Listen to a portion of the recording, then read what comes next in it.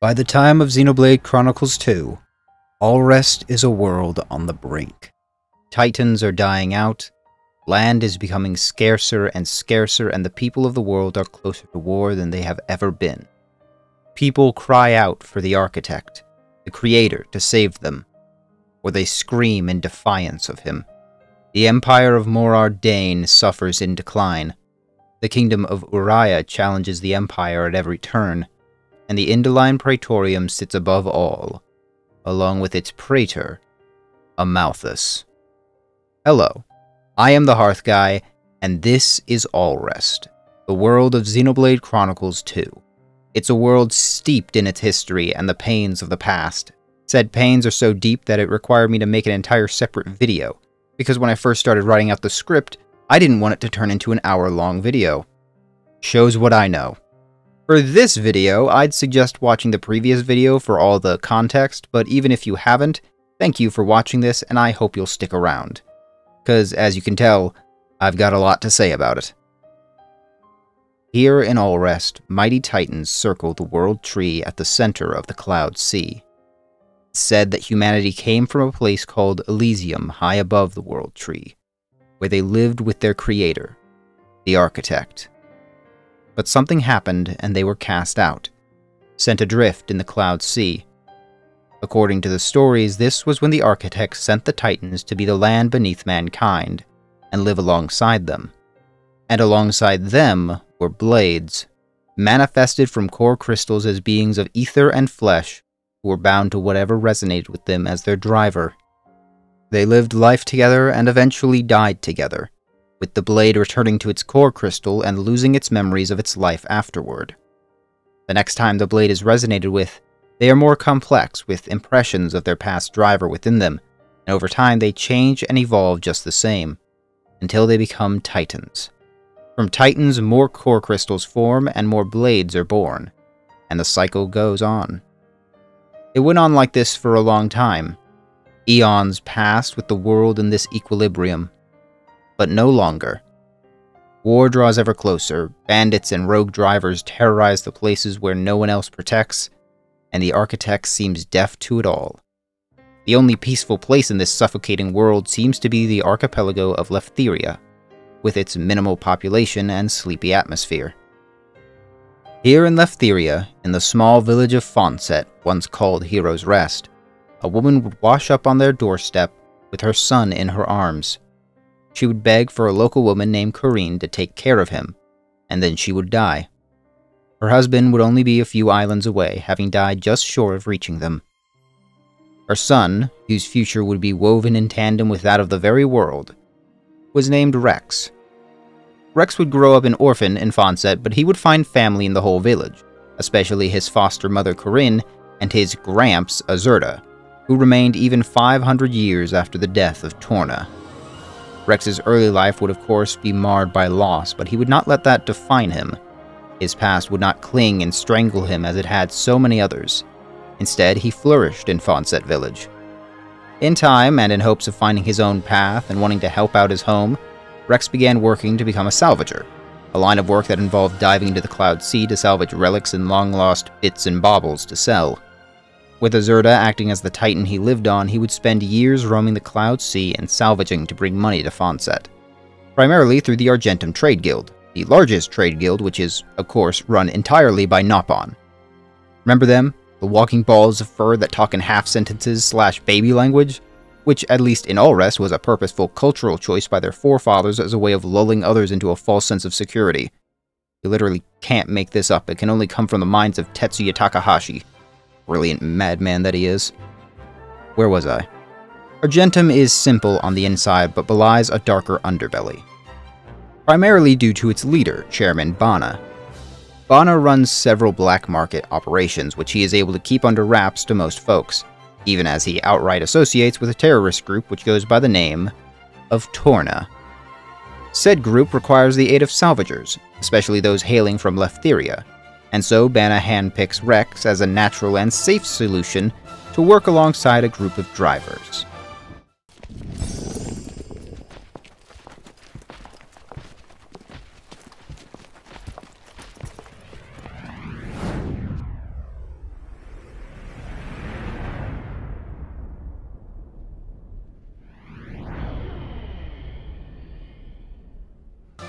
They seem trustworthy. Jin, Malos, and this young lady Nia and her blade Dromark enlist Rex and a whole ship of salvagers to uplift an ancient ship bearing the symbol of Old Torna. On the way, Nia and Rex have a quiet moment, where Nia, despite playing the cold cynic, appears actually enthralled by the story Rex tells her, of dreaming of Elysium, the holy land and birthplace of humanity. He knows that the Titans are dying out, that land is becoming scarcer and scarcer. Soon enough, there won't be anywhere for them to live. As a salvager, he digs up tons of junk and baubles from people long gone, and to Rex, each one could be a piece that leads to Elysium. It's a beautiful dream, maybe a childish one, but to Rex, it's worth believing in anyway. Nia's cynicism, at least, cracks a bit from this, having previously thought most people were selfish at heart. But maybe she and Rex weren't too different. This is one of the defining moments of Rex, at least to me. It would have been easy to just make Rex a blindly optimistic shonen protagonist that proceeds to headbutt his way through the story, and many people may think of Rex as just that. But Rex contains layers, more we'll see later, but for now I wanted to emphasize his genuine hope. In a world where it seems like the apocalypse could come any day, cynicism is almost expected if not outright praised. Hope is seen as stupid, childish, or unrealistic. But it's not the cynics who make things better. It's the characters and the people like Rex, who drive things to improve. To see past the problems of now and the problems of before, see what can come after. Even if it's called childish, or stupid, or naive, in the end you gain nothing from stating that things are bad and won't improve. It takes hope to break through to something better. Within the broken down ship that they drag up from the cloud sea, they find a woman, Pyra, and her red sword, locked away. Whether by accident or providence, Rex's hand brushes the sword, and a connection is immediately forged. Right before Jin stabs Rex in the back. Gee, 500 years added some edge to, huh, Jin? He even says, "Nothing personal, kid." Nia, however, takes some moral issues with the random bout of murder, having had a chance to talk with Rex before. But regardless, Rex is left for dead, and Jin and Malos prepare to transport Pyra away and murder the remaining crew. If only Rex hadn't touched that sword. Because Rex sees a vision of Elysium. He sees Pyra asking for his help, and he responds, agreeing to take her there. Quite quickly, in fact, getting over the whole being dead thing in record time, but that's just who Rex is. Positivity and optimism, but not blind naivete. It's something that connects Pyra, the mighty Aegis, to Rex. Their bond forged, Pyra shares part of her core crystal with Rex, replacing his heart, and they become driver and blade. With no small amount of growing pains, they are able to fend off Malos, whose core crystal has been injured for the last 500 years, in case you're wondering how Malos didn't just instantly eviscerate them like he would centuries ago. With some help from Nia, who had a change of heart, and Azurda swooping in to give them an escape plan, they narrowly escape and crash land on the nearby Gormott, now much more developed since Laura and friends walked the land, and now conquered and made a province for the declining empire of Morardain. Azurda decides to be a total troll and fake his death momentarily, when all he's really doing is hitting a hard reset on his body to avoid dying. Azurda will continue to take every chance he can to poke fun at Rex. He's basically Dragon Yoda. In the nearby Torgoth, after pretty much everyone present schools Rex on how drivers and blades work, Rex is prompted to summon another blade of his own. Now, the default first blade summoned will always be a common blade, but from this point on you have the chance to summon unique and complex blades with their own stories and characters. Sometimes they're just fun characters with minimal depth, but sometimes they have stories that tie into the themes of the past of Xenoblade Chronicles, and we'll cover a few later on who fit that, but for now, we'll continue. Nia is almost immediately recognized as a member of Torna, and Rex is outed as an unregistered driver, which catches the attention of the authorities. This includes Bridget, who lives this life as the right-hand woman of the Special Inquisitor Morag, elder cousin and adoptive sister to the current Emperor. Family resemblance is strong with this one. With some clever planning, Nia letting herself get caught, and help from a neighborly Nopon named Tora, Pyra and Rex narrowly avoid capture themselves, and go on to help Tora with his own little project in order to break Nia out. That project being an artificial blade, one that can resonate with the driver without need of a core crystal or the process related to it, something which has been the dream of 3 generations of Tora's family, who were all lacking the affinity to be drivers. For Tora, he wants to overcome the inborn deficiency that says he can't be a driver, to inherit and succeed in the dream his father and grandfather had before they died. Tora is a character of many, many problems. He has some good moments, I can't deny it, but his most defining trait seems to be his dissatisfaction with his lot in life, as someone not born with the aptitude for being a driver, which could even be seen as reflected in the word aptitude being named for this chapter. But that trait, which should have been his focus, gets put in the back for a lot of his more annoying traits, like how he's basically a redditor. But at least a much better character comes from him. With a bolt of lightning, Poppy, the world's first artificial blade, is born, and the quartet, not counting Azurta because he's a literal hat gremlin now, head out to break both Nia and Dromark out of lockup. Morag, however, appears to block their path, and serve as Rex and Pyra's first real challenge since bonding.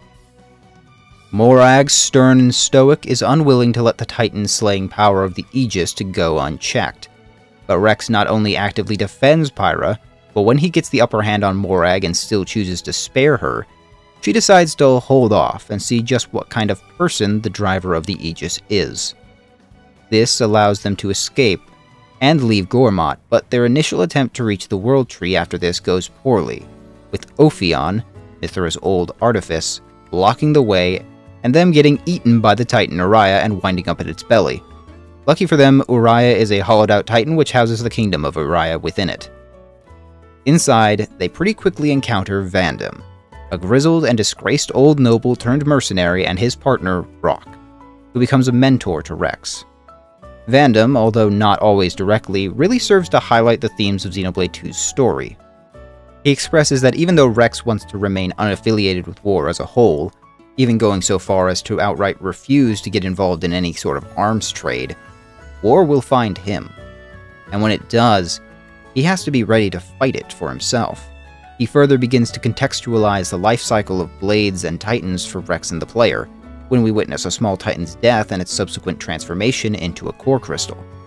He also acts as a more direct mentor, giving Rex tips about how he can not push Pyra so hard in a fight. After all, the power he uses every single time is hers, and when he pushes her too far, it can be disastrous for both of them, especially now that, due to their core crystals being merged, the damage that happens to him happens to her, which is highly unusual for a blade which normally can heal from any damage. Later on, they are attacked by Akos, another agent of Torna, and his blade Abrona, who can counter any blade's ether with her own. Torna has killed a lot of drivers to steal their blades, including mercenaries like Vandam, so he's got his own reasons to hate Akos. But the fight is a close one, and Pyra is exhausted from using so much of her power. And while Rex mopes about his ineffectiveness as a driver, Vandam uses it as another learning opportunity, telling Rex that at the end of the day, war isn't usually fought about right or wrong, that a just fight doesn't exist. Instead, it's about power. People fight over power. Power to save, power to destroy, power to protect. Vandam pushes Rex to be ready and willing to fight his own war, when what he stands for inevitably clashes against what Torna stands for. Vandam as a character also tackles the impact of one's past, as his own past is covered in old scars of a lost family and a lost son, who Rex reminds him of. But like Rex, although with more worldliness and maturity, Vandam also isn't weighed down by what was lost in his past. It's with that experience that he's able to help Nia, even if only a little bit, move on from the fact that she was a member of Torna, telling her and Rex that power is not good or evil. It's defined by the person who uses it, and how much or how little they use it. Vandam, as always, marches onward, and helps the party reach a person who may know a way to the World Tree, a man who runs a theater in the Urian capital named Cole. On the way, they encounter this funky eye-patched man, his blade, and his turtle.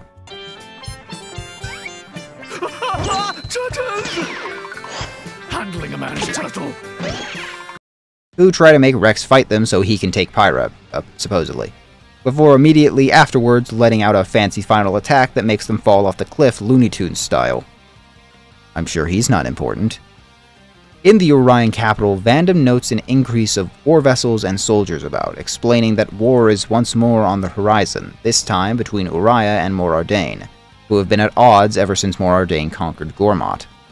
In the theater, they watch a play about the events 500 years ago, now glorified as the Aegis War, and upon meeting Cole, Pyra realizes why the play exists.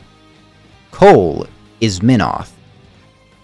Flesh-eater though he is, his body is no longer immortal, and the ravages of time and poor ether circulation now makes Minoth an echo of his former self. In spite of this, he is happy and content with the life he has formed, which makes it all the more terrifying when his old compatriot, Malos, arrives shortly after Minoth speaks with Pyra and Rex. Following along is Akos, who, alongside Malos, kidnaps one of the children Minoth takes care of to lure out Pyra to an ancient amphitheater, where centuries ago, Mithra was awoken by Adam. While she goes alone at first, the others catch up soon, and a fierce battle ensues, one that is stacked against them. With Akos and Abrona weakening them and Malos' unrelenting assault, Vandam sees the writing on the wall, and teaches Rex one last lesson. With Rock's weapons, he pierces his own flesh and channels Rock's ether into himself, which can't be blocked by Abrona's power. He cries out for Rex to take all he's said to heart, to run and live. Vandam does his best while trying to get Rex to run, but Rex stubbornly refuses to, even as Vandam gives his life telling Rex to live, find Elysium, and fight his own war as the ever-gorgeous song, Rifting Soul, plays.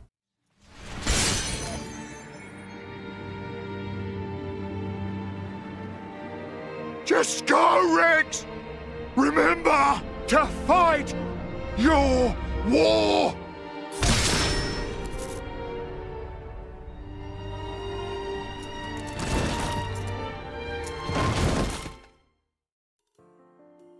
Rex is still young, after all. Despite all I said about him being deeper than what you might think, that's still part of his character. He's not quite mature enough for the kind of responsibility he has, for the power he has.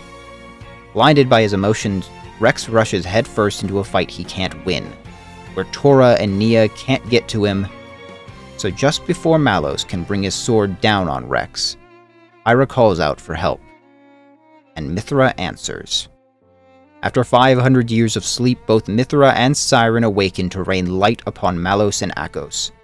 Gone is the gentility of Pyra, and back is the harsh command of Mithra, which is exactly what is needed to fend off Malos and Akos, both of whom's blades are killed by Mithra in the process by cracking their core crystals, permanently destroying them.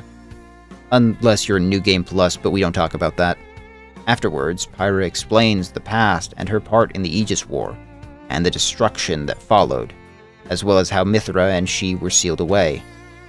Still, Rex remains optimistic, even going so far as to apologize to Pyra for being the reason she had to call on Mithra's power again, especially since Mithra was very unhappy to be woken up again. But calling back to Vandam, he tells her that power is defined by those who use it, and therefore her power is the power to protect. Rex's optimism and desire to help Pyra move past her guilt over the Aegis' power becomes the basis for their own connection, which reminds her of Adam himself. Pyra and Mithra, dual characters as they are, really just suffer consistently. Mithra is a manifestation of Adam's own fears of the Aegis' power, and Pyra is a manifestation of Mithra's guilt and self-loathing. I wasn't kidding when I said in the last video that Mithra created Pyra as everything she thought she wasn't. Just the fact that Pyra's element is fire, a stifled version of Mithra's light which isn't as powerful and couldn't be nearly as feared, evidence enough of the symbolism of their relationship. With those as their bases, it's no wonder that one is so volatile and the other is so vulnerable. Just the thought of Adam, closest person either Pyra or Mithra had in their past lives, is enough to bring Pyra to tears. After Vandam's funeral and Rock's core being passed to Rex, Minoth tells them to go to Indal, to Amalthus, as he alone knows the way past Ophion and to the World Tree. In return, Rex asks for Minoth to write a play about Vandam, so his story and wisdom can continue to inspire people in the future. After a series of thefts, chases, and wild events involving bandits, Rex awakens Rock to be his blade, and finds that Rock shares some attributes of Vandam in his personality. While Rock doesn't play a big role in the story going forward, I felt like mentioning him since I feel like he was a rather underrated character. Alrest's inevitable decline can be felt clearest in Mor Ardain, which sits on the shoulders of an ancient titan that has reached the final years of its lifespan. The entire reason Mor Ardain conquered Gormott was to serve as an eventual replacement for the dying titan they call home. When you first enter Mor Ardain, you can see the signs of ancient structures and smokestacks powered by the geothermal energy within the titan. But you can also see a lack of greenery, the cracked skin of the titan, and harsh sandy winds that get kicked up. The decline of Mor Ardain weighs on the minds of both Emperor Niall and Morag. While Niall wishes for a peaceful integration of Mor Ardain into Gormott when the time comes, Morag and he both knows that is unlikely. Worse off, Niall isn't exactly built for fighting, even if he is bonded currently to Aegeon. So Morag is largely left to lead the military while Niall has to barely string Mor Ardain together long enough to not blow itself up. This is part of why Morag initially sought out the Aegis, to contain her. Because of the already tenuous state of Alrest and more importantly Mor Ardain, it's not exactly comforting to know that a continent-destroying superweapon is just walking around while your own continent is looking kind of destructible right about now. Morag herself is bound by her duty, her feeling of responsibility to her country, but despite this, she remains internally uncertain. She was initially raised to take the throne, only for Niall to be born, and Morag had to shift the focus of her life to serve him. She finds a certain satisfaction in this act, but she rarely has the opportunity to chase what she wants. Feelings of isolation and melancholy, which are strikingly different from the more colorful cast, permeate Morag. Even her relationship with her own blade is a reflection of that. She and Brigid, while getting along great and working together wonderfully, appear very professional on the surface. There is deeper friendship and camaraderie, but even at their most intimate, it is very formal. Morag is a stressed-out woman with almost no real friends, few family, and only one constant companion, who is in charge of a military constantly trying to avoid starting a war, as well as preventing their own nation from collapsing, all while, like, 5 terrorist groups try to undermine them, and a walking, talking superweapon attached to some dweeb is waltzing around Alrest. So you can imagine Morag's shock when she runs into Rex and company dashing through the streets of her country's capital with the Aegis now having a different form, with reports of disturbances and her guards being knocked out across the city by a mechanical girl while Poppy is just right there. Needless to say, Morag chooses to attack first and ask questions later, so it's probably a good thing that they get interrupted before the two fighting causes some kind of fire. For Mithra's part, she's pleased to be working alongside Brigid again, even if she won't say it and Brigid doesn't quite remember it. With Morag's assistance and permission, they begin tracking down who Rex and the others were chasing in the first place. Lila, the original artificial blade that Tora's father and grandfather had been working on before their presumed deaths. They get info from an intelligence agent from Argentum on the likely whereabouts of Lila, and that Bana from Argentum is likely the one commanding her, which guides the team to... Oh, right, this guy. This is Zeke, I don't think I mentioned that before. Well, he and his unimportant pal get knocked off a cliff again, only this time by a boulder. Anyway, in a nearby factory where they find Tora's father, Lila, and Bana, they also discover the operation Bana's involved with, the creation of an army of artificial blades, one that looks suspiciously similar to Artifice's. One can only imagine how surreal it has to be for Poppy, seeing reflections of herself all around, especially in Lila, but without choice or freedom.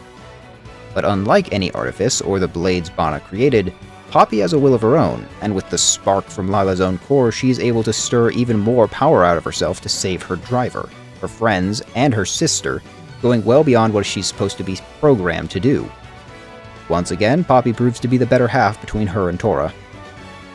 Unfortunately for them, Bana is not the only threat in this building, as soon after apprehending Bana, they are intercepted by the last 2 members of Torna, Akos' sister Petroka, and Mikhail, who even now persists. But 500 years changes a man, especially one who saw such trauma at such a young age, and he stands beside the only family he feels he has left, Jin. Petroka and Mikhail work well together, like a sword and shield, but neither could match the raw power of Rex and Mithra, or Morag and Brigid, who joined the fight soon after. This is even more true when the past yet again comes to haunt the present. Hayes, now called Fan Lenorn and lacking all memories of her time as Hayes, interjects to weaken Mikhail and Petroka, forcing them to retreat. Then Fanlenorn formally invites them to Indal, at Amalthus's request. This group, now with Morag, Bridget, and Fanlenorn, head to Indal by way of the Leftherian archipelago, Rex's home. Meanwhile, Jin, Malos, and Akos look over the dead titan of Temperantia where the ruins of Judicium, Indal's forebears, once dwelt. Now, I have an odd kind of correction to make about something I said in the Torna video, and that was that Judicium was destroyed before Indal came to be, and I'm not entirely sure if that's true. However, the main game and the Torna DLC don't really make it clear. As Malos states, Judicium fell in the Aegis War, and we can even find landmarks like the Aegis Hammer, a crater formed during the war. But in Torna, Judicium is treated as something much further in the past, and the only titan expressly mentioned as having been sunk was Sia.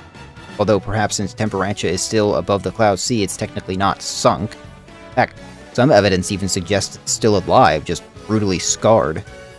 Besides that, Amalthus and his scientists refer to them as their forebears, and say they had to salvage technology from the Cloud Sea, so perhaps Judicium itself was long dead, and the destruction of Temperantia was just Malos casually destroying the place as a middle finger to Indal?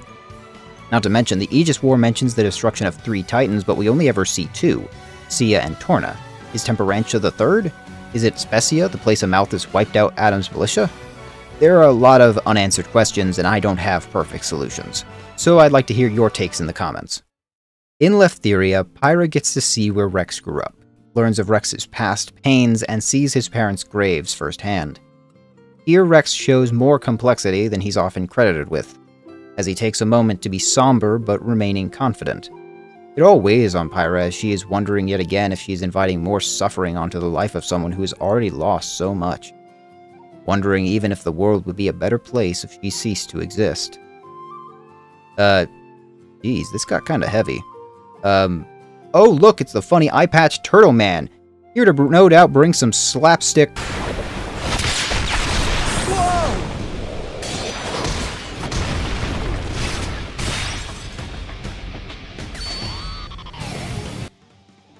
Oh. May I introduce Thunderbolt Zeke, the mightiest driver of Tantal and its crown prince, who serves as a special envoy from Indal. If you're wondering why a crown prince and his blade are just meandering around Alrest while being employed by Indal, it's because of Tantal's isolationist tendencies and Zeke's refusal to adhere to them, as well as the belief that Tantal can't keep going alone. Instead, he's banished from his home and now functions at the behest of Amalthus, after he saved him and his blade Pandoria's lives. We'll speak more on all that later when we talk about Zeke in full. Naturally, this only makes Zeke even more of a threat as he has been following Rex around trying to gauge his worthiness as the Aegis driver. Of course, he didn't plan on falling off 2 cliffs, but that's just kind of what it's like being Zeke. This time, though, he gets a good showing from Rex and finally figures that it's alright to let him into Indal, where they can finally meet Amalthus.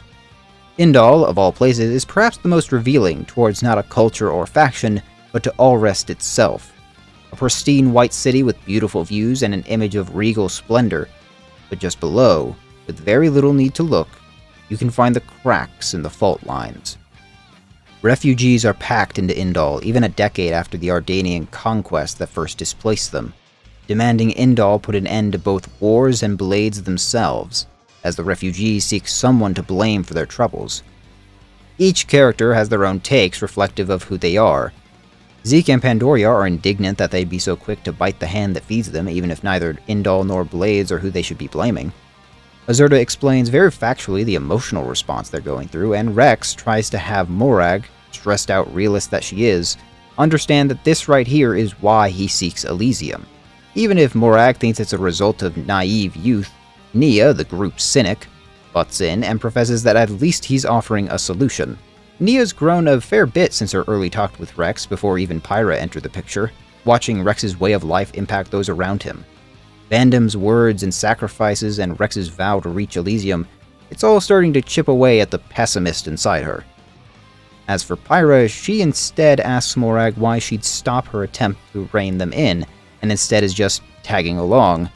Morag, though letting part of her real reason remain hidden, answers that she wants to see a hero like Adam. But if Rex were under Imperial control, he wouldn't be that hero anymore.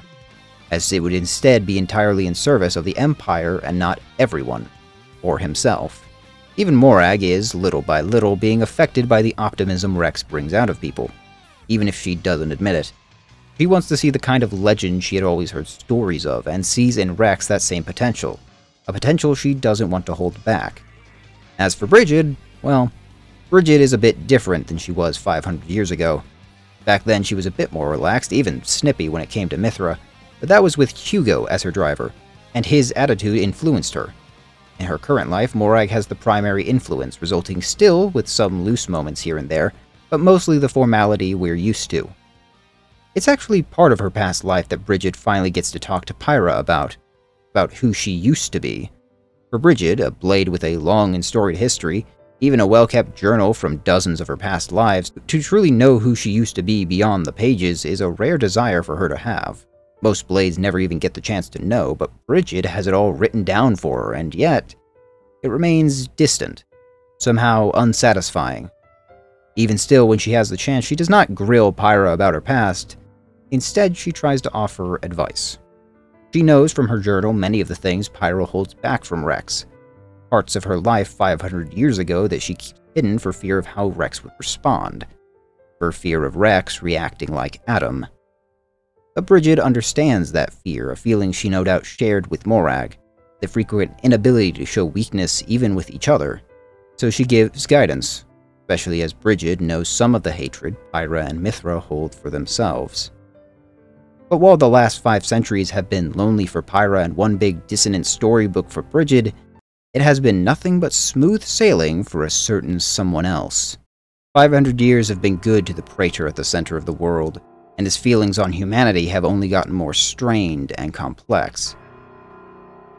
After receiving Minoth's dagger, he agrees to help Rex gain passage to the World Tree, but while he does, he gives Rex some familiar vibes, as though he were talking with Malos again. Gee, I wonder why that could be.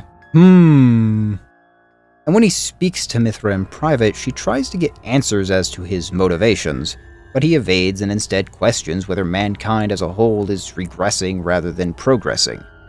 His hatred of the world having appeared to deepen as he watched mankind become, in his mind, worse and worse as Alrest dies around them over the last 500 years.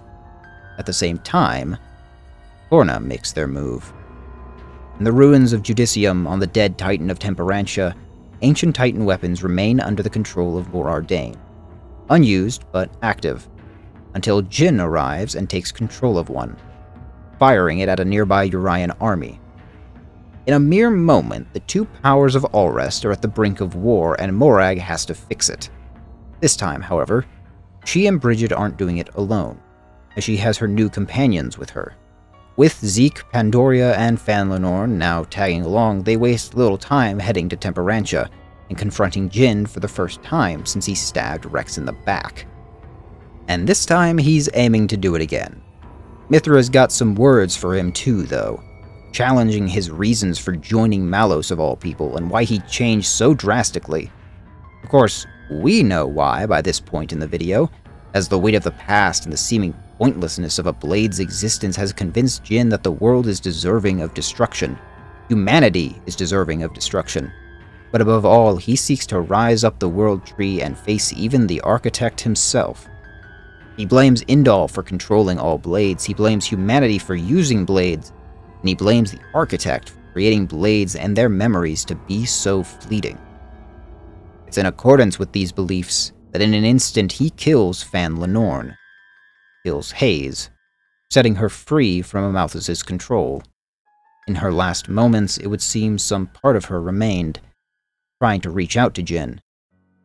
But the time for that has come and gone, and it's only due to Jin's unstable state as a flesh-eater, which flares up at that moment, which induces his retreat and rescue by Akos, who is sent by a concerned Malos. Surrounded on all sides by the approaching armies of Morardain and Uriah, with Uriah blaming Morardain for the attack, it looks as though war is again about to break out across Alrest. Until once more, Indal enforces its will.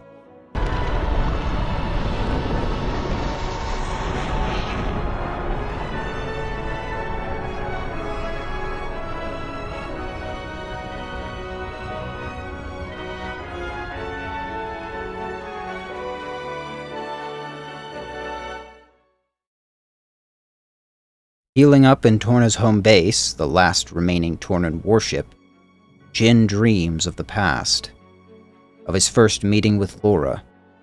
When he awakens, Malos watches over him. We get to see a side of both that had gone untapped before.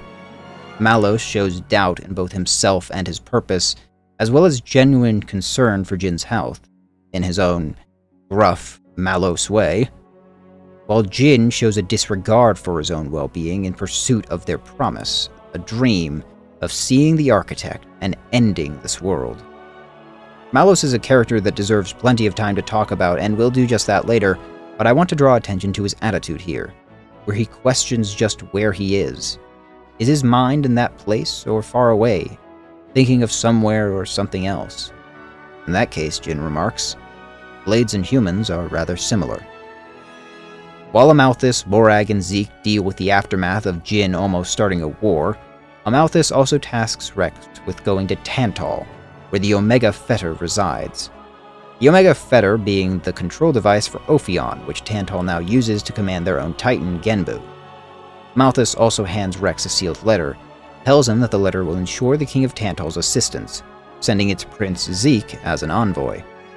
Shortly after, Zeke also reveals Tantal's ancestral connection to Torna and the presumed history of his family being descended from Adam, which explains his personal problem with Jin and Torna as a group, as he sees them as sullying his people's history. While they're prepared to head out for a moment, thinking that Morag will be left behind due to meetings between the nations, it seems that Banna is about to make a comeback and change all that. Remember that fuzzball? Well, he's back to assassinate Emperor Nile and the Queen of Uriah. Feels like an escalation from selling arms to terrorists. Wait. Well, no. That seems in line, yeah. Morag decides to take a small chance, and asks Rex and the company to help keep an eye out for Banna, to ensure the ensuing meeting between the two nations' leaders go well.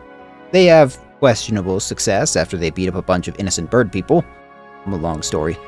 But they do manage to put down the other giant robot that he just stored in a crate. I swear, where does he get these things? He's just fuzzball Tony Stark at this point. However, Banna refuses to be taken prisoner, setting off a bomb charge that would have killed everyone in the room, had Nile not charged in with Aegeon's power to hold the oncoming explosion back. How like another emperor who Aegeon once served. But just like then, the act was one of sacrifice, and Nile falls dead. Aegeon returns to his core, and Morag, for the first time, has her guard broken completely. Everything she's feared and fought against has happened, and all that's left is grief. Grief that Nia won't allow again. She urges Dromar to make a distraction, and she gets to work.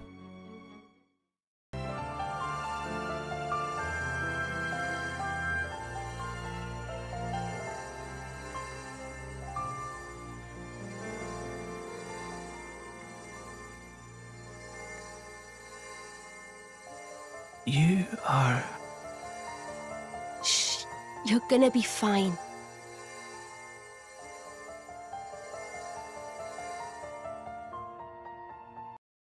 When they return, Nile lives and the others are none the wiser, save for perhaps Morag, who has some inkling that whatever Nia did was not mere first aid.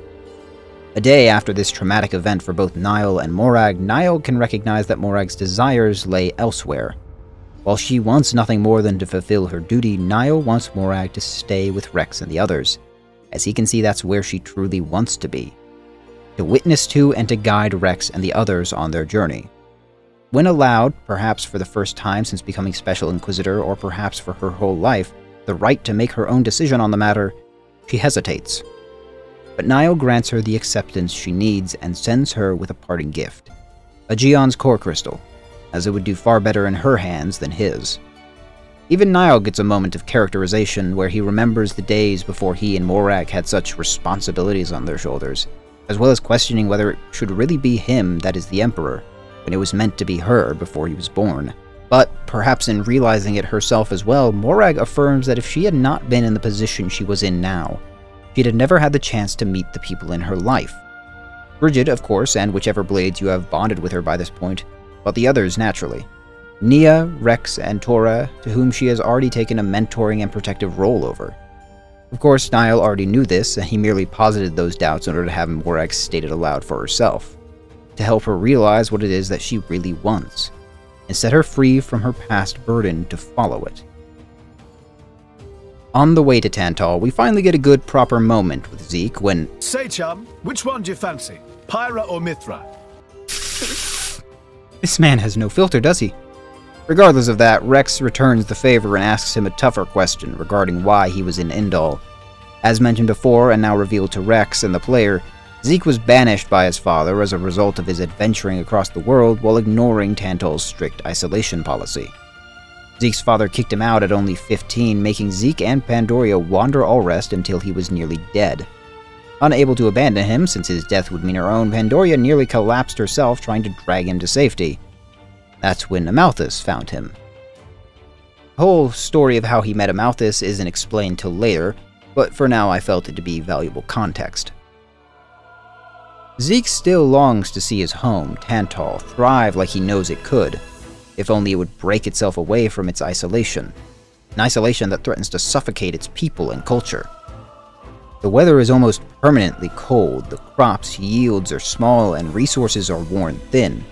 As such, a black market with exorbitant prices fester in Tantal's underbelly, draining the people of even more. Zeke sees that even with the thousands of years of culture from Torna to Tantal, if his country, or rather his father, doesn't allow Tantal to grow, then everything it has cherished for those last 500 years will perish. With a way to see Zeke's father secure, Morag realizes something odd, and makes a request of Torah. They arrive in the halls of King Eulogimenos. Yes, that's his actual name, isn't it awesome? Here they deliver the letter Amalthus had written up to ensure the king's assist- wait, what? There seems to be a breakdown in diplomacy. Using ancient Tornan engineering and technology, they restrain their ether and capture Pyra, taking the rest prisoner as he declares his intent to destroy the Aegis. And when Zeke seeks answers, his father reveals the dark truth of his family, that they are no descendants of Adam, but usurpers only tangentially related to the hero. The realization is enough to cause Zeke to boil with rage.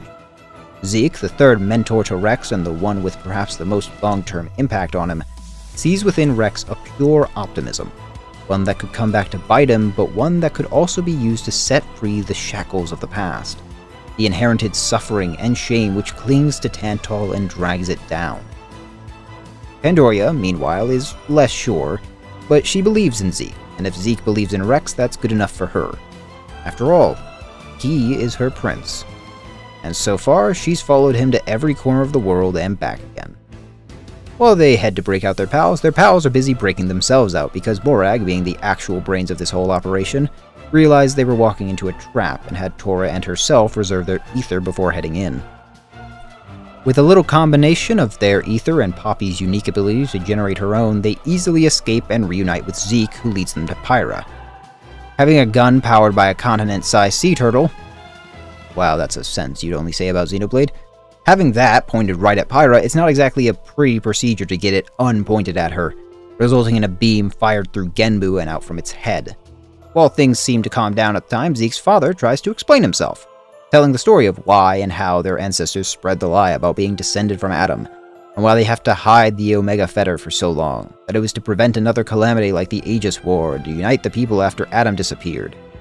But Adam never did, as Pyra reveals his last message to his people. Adam Origo, hero of Torna and the first driver of Mithra, had a realization after the death of his homeland, that humanity wasn't ready for the power of the Aegises. Amalthus could not control Malos, and Adam could not control Mithra. In his mind, humanity had more growing to do until someone would come along to be worthy of standing beside them. Before anyone can tackle all that, however, Genbu begins feeling the effects of having a laser shot through its dome. A little delayed, if you ask me, and it starts to dive deeper into the cloud sea, threatening to increase the internal pressure beyond survivable levels. After Torah questions why they want to help all the innocent people on the Titan after the king tried to kill Pyra, seriously, what the heck, Torah? They begin to march down towards where the Omega Fetter is kept, hoping that Mithra can use it like it was used on Ophion to command Genbu back into stability. The whole ordeal begins to make Pyra question a number of things, as they wonder about Indal's part in Tantal's reaction to their arrival, and when they find the scattered remains of a battlefield from the Aegis War. In both cases, Pyra must question her father's intentions. Why did the architect create the artifices? Why did he create her and Malos? Was having herself sealed away really the right option, especially after seeing how both Jin and the people of Torna transformed over the last half millennia? What is Elysium even supposed to be if it houses weapons like the Artifice? As to the last one, Rex has this brilliant comeback. Open a chest, it might turn out great. But until then, it's just a crate. That's rule 4 of the Salvager's Code. Haha! I love this stupid dweeb. Finally, blaming the Omega Fetter and calming Genbu, they are accosted by Akos, Petroka, and Mikhail, who reveal themselves as flesh eaters. Or technically the first two do. Mick just kind of lets them guess while being a goober. But at this point, even those three are chump change to the power of the team now assembled. But before they can take them captive, Jin appears. Zeke, being a complete legend, is the first to dodge Jin's fatal strike, but that is far from Jin's only trick.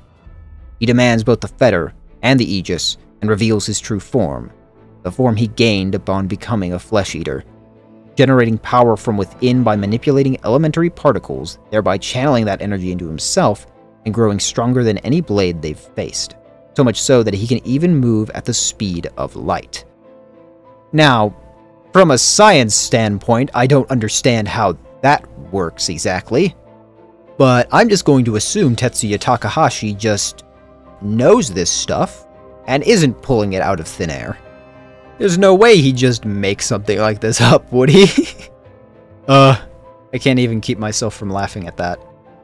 By the way, that isn't just a fancy way of saying he's fast, it's quite literal. Mithra's foresight lets Rex see Jin's attacks coming, but Rex remains too slow to accurately dodge them. Still, Rex pushes himself and Mithra further, not realizing the strain either of them are under, especially Mithra. Even Siren's power is too slow to stop Jin, as it's a beam of particles and not light itself, therefore slower than Jin is, and with the artificial blades made by Bana and the members of Torna as backup, the others are unable to intervene, as Jin hits them hard enough that Mithra turns back into Pyra, and Jin very nearly pries the core crystal from Rex's chest. So Pyra has to save him, threatening her own death if Jin does not let Rex go, using an amped-up targeting beam from Siren which could scorch her out of existence if she needed to. Jin and Malos, the latter of which is almost impressed, agree, and Pyra asks Nia to look after Rex, before she collapses from exhaustion in Jin's arms. Jin can see how worn out and hurt Pyra is, and is appalled by Rex's own ignorance of her condition. Jin had hoped Rex was different from the common driver he had grown accustomed to over the centuries. He had hoped Rex was more akin to Adam, who he respected, or Laura, who he loved. It was almost like he wanted Rex to prove him wrong about his beliefs, like he just needed one excuse, one tangible reason to think otherwise, that there may have been hope for the future.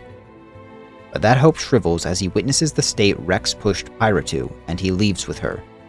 His last remarks to Rex being to call him a fool.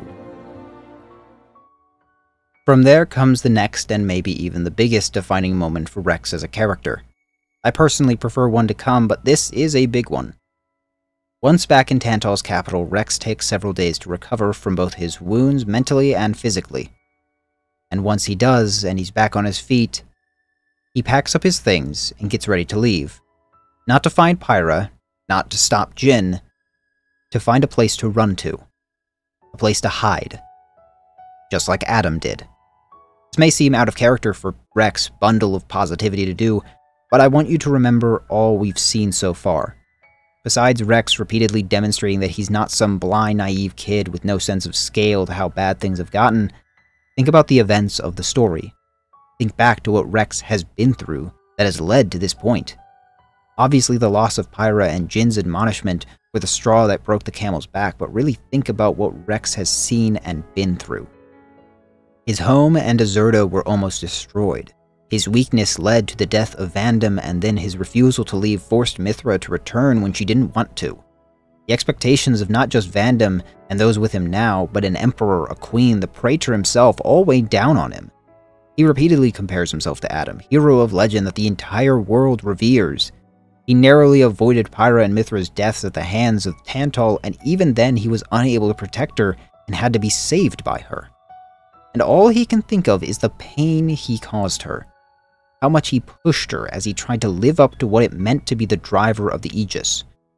So now, he figures, what's the point? He can't beat Jin or Malos, even with the Aegis he couldn't do it. So he's chosen to give up. In his mind, at least, Pyra won't be hurt by his foolishness. After that, Nia gives him a piece of her mind. You bloody idiot! Nia rails against him, trying to get him to realize that Pyra did all this for him. Frigid also gives him a piece of her mind, and she admonishes him for running away from the consequences of his recklessness and from his own promise to Pyra. They accuse him of no longer being the same person as when he first dragged them into this. To these accusations, Rex can't muster much of a response, beginning to simply shut them out. Until Poppy steps in to give her own opinion, and she winds up and she sympathizes with him, expressing that she feels the pain just as he does, even more so as Rex and Pyra are role models for herself and Tora. Poppy and Tora are not really Blade and Driver, they're basically just playing pretend while Poppy does most of the work. But for Poppy and Tora, Rex served as something to strive for regardless, an eventual peak to reach. She expresses that admiration which has served to motivate her growth all this time. From the emotionally stunted place she was at first to declaring her own will against Lila, to now begging Rex to not give up, to remain who he's always been. And this is the first thing that breaks through to him. I know that some see this scene and assume a bad guy, whether it's Rex for giving up or Brigid and Nia for dogpiling on him. But when you look at it, Rex is going through a major depressive spell. This isn't the first time his actions have led to these kinds of consequences, and now it's even bigger than ever before. More personal, too. Now every negative thought he could have is bubbling to the surface. So he's retreating, running. Take it from someone who knows, that so easily can feel like it's the right choice. Either to run away to a fantasy or to a place where you don't have to look at the results of your failings. Because of that, no admonishment that Brigid or Nia gave would get through to Rex. Because it was nothing Rex hadn't already said to himself. So instead of jolting Rex to defend himself and see the light, perhaps like they wanted, Rex curls in further, crushing himself on all the failed expectations. But Poppy, more emotionally fresh than the cynic or the stoic, is able to touch on something people like Rex, people like me, can't run from in the face of that inner hatred. She praises him. She tells him the effect he had on her and Tora's life, how he became a guiding light to them. She empathizes with him, expressing her own pain alongside his. That gets through to him. Because when you're drowning in the words of ridicule from yourself and others, thinking that nothing you did mattered, or worse, that what you did ruined everything, being reminded of those who want you, those who need you, can be the crack that breaks through and lets you breathe again. That's why I love this scene so much. Anyway, if any of you need to linger on those emotions, pause the video, because Zeke's dad needs to see the gang.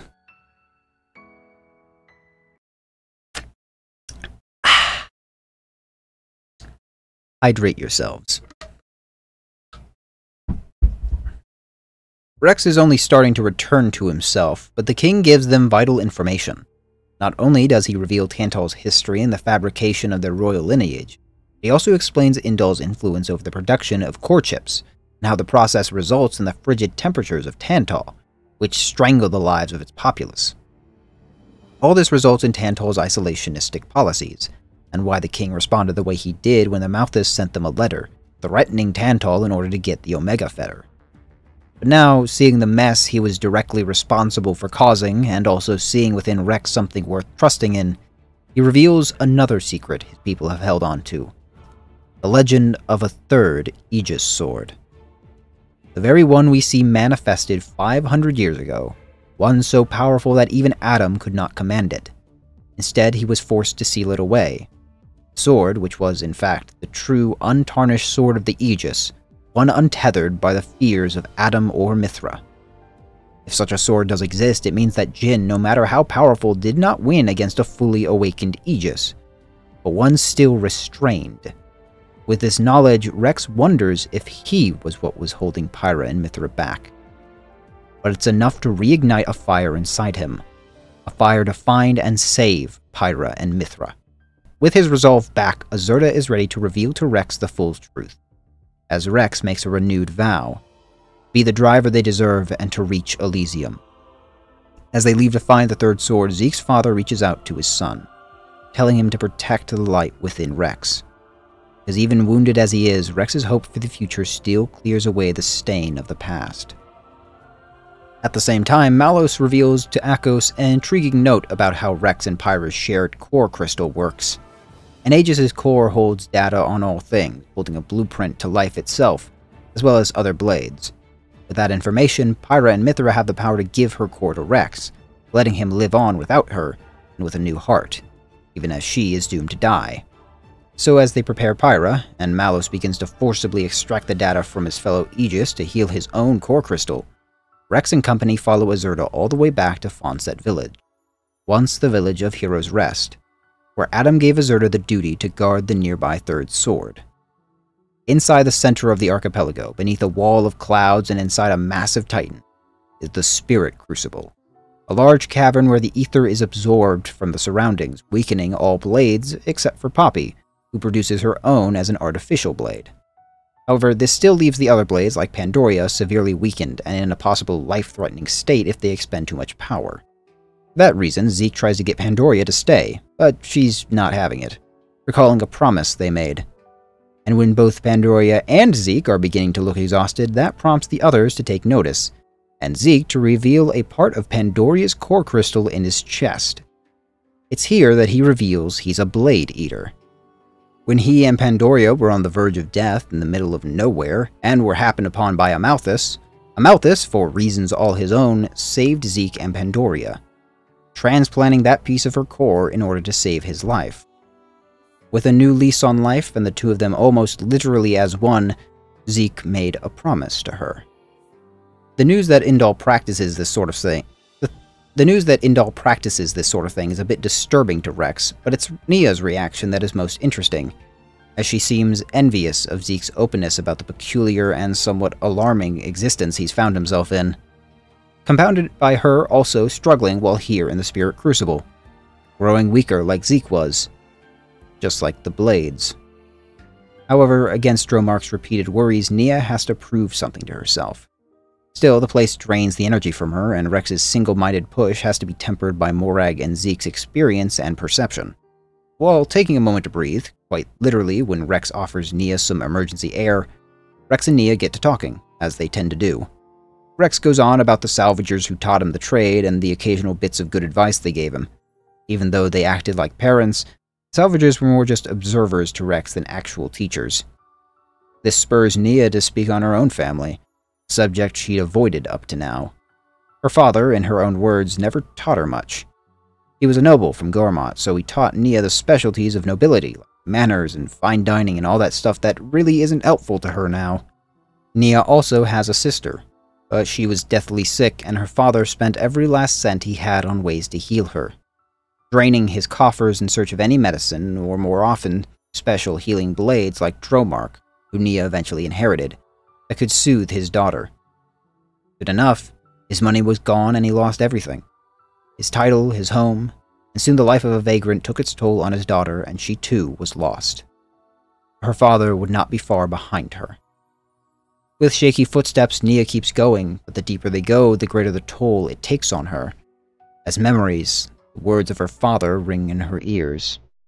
Her life is tied to yours.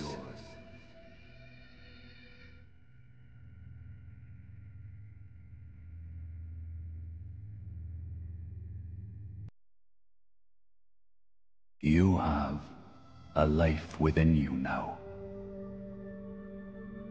A life? She lives on inside you. Her life is tied to yours. In this, the truth, though not spelled out, is made abundantly clear.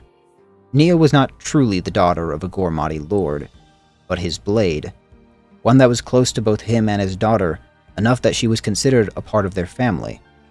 But when his true daughter died, he bid Nia to take the life from her bond sister and let it live on within hers. Soon he too would die and Nia would be left alone, except for Dromark, whose core crystal she would bond with. With her exhaustion almost overwhelming her, Rex's concern grows, but Nia simply answers it by finishing her story to him, in part at least. She tells him of her father's death and her bonding with Dromark, and her fleeing from the Praetorium. After all, they do not condone the existence of flesh-eaters. It was while she was captured by Indal that Jin found her and freed her, gave her a purpose, safety, meaning, a chance at a family again. With so little left and with the whole world against her, how could she refuse? She omits the part about her nature when she speaks to Rex, but he can sense a burden over her. So, as best he can, he reaches out to her once more, telling her not to be afraid, that the person she is, who she truly is the type who fights. She doesn't run. But while Rex's words simmer, they come face to face with the real trial of the Spirit Crucible, the lingering shadows of the past. By some power I cannot even begin to guess at, shades of Adam himself appear to guard the third sword. The fight is long and draining. Believe me, everyone who ever played this game knows that to be the truth, and Rex is brought to the ground as he is almost overwhelmed. And Nia recalls the past, when she hid, when she was afraid, when she ran. She decides, no more. In a surge of light and water, and as that brilliant drifting soul, Nia's theme plays once more. Nia sheds the disguise and reveals her true power, her true self, a flesh-eater. What the? I'm no longer afraid. This is who I am, Rex. What's the point in living if I have to hide? Thank you for helping me see. I love you, Rex. What? We're trying to have an emotional moment, Rex, come on! With Nia's power, they begin to push back, but Nia is still a blade, and Ether is slim here, leaving her weaker by the second. So it's a good thing that she's not alone anymore. Rex! Nia, I love you too. Huh? I love you and all you guys. You can laugh all you want at that line, but those who know that he ain't kidding. In Rex, Nia finds someone she can trust, someone she can attune with as a blade, and with the support of her friends, Rex earns the attention and an audience with Adam. For the first time, the two drivers of Mithra and Pyrrhus speak. Rex shares his memory of Elysium with Adam, and Adam inquires about Rex's desire, what he seeks. And he seeks power, the power to protect every last person he cares about. But Adam tells him that he doesn't need to do it all himself, as he has a far greater power he alone possesses, the power to accept Pyrrha and Mithra, power that Adam never had, as he feared the Aegis too much. With that reassurance and Adam's command for him to become her true driver, the third sword lays before him. When he claims it, he sees a vision of something far beyond his understanding, of a world engulfed by light, and the face of his creator. The third sword proceeds to vanish, crumbling to dust as Rex realizes that they already have all they need. Besides, whether he knows it or not, the third sword is not truly gone. But with Rex's words and that look in his eye, he leads his comrades' trust as they venture to save the Aegis. Rex's connection with Pyrrha and Mithra is strengthened, and he can see where they are. Titan rotting near the base of the World Tree, the cliffs of Moratha. Moratha being the fabled land of the dead which wallows beneath the Cloud Sea. And as soon as they arrive, Rex can feel it. The pain and suffering of Pyrrha as her memories are stripped by Malos. However, by this point, Malos has already gotten what he needs. His core is restored and Pyrrha is presumably left a husk as her memories were shredded to serve as fuel. With his newly restored right as an Aegis, Malos calls to Ophion, to clear the way so Torna can reach the World Tree. But they're stalled by Ophion lashing out, just as Pyra had planned. Rex and the others can feel the ground shake as Malos thrashes Ophion into submission, but by the time they reach the halfway point, Malos is already there. To Malos' surprise, he sees Nia in her true form and almost gets insulted by what he sees as her indecisiveness. With contempt, he raises his weapon, a Monado, and shows them his true power, the power to destroy and degrade everything. But that power of his is conflicted by Nia's own power, the power to heal, or more accurately, to manipulate the very cells of life. This can be used to heal, as she does for her friends, even while Malos is now back to his full strength. Or it can be used as a weapon, such as when Nia alters the replication rate of Malos' cells, making him expand and burst like a water balloon. I think Nia just killed a man via cancer. I really don't know how else to explain it. Now, a bit of a side tangent, but you may be wondering how and why Malos has a Monado? Well, we'll have to get back to that later, because there's still one threat before them. Jin, the Paragon of Torna. Oh, and Malos, who recovers from his bad case of the explosion. A reminder that he's still an Aegis and therefore has the blueprints of all life. Damaging his body is more a setback than anything else.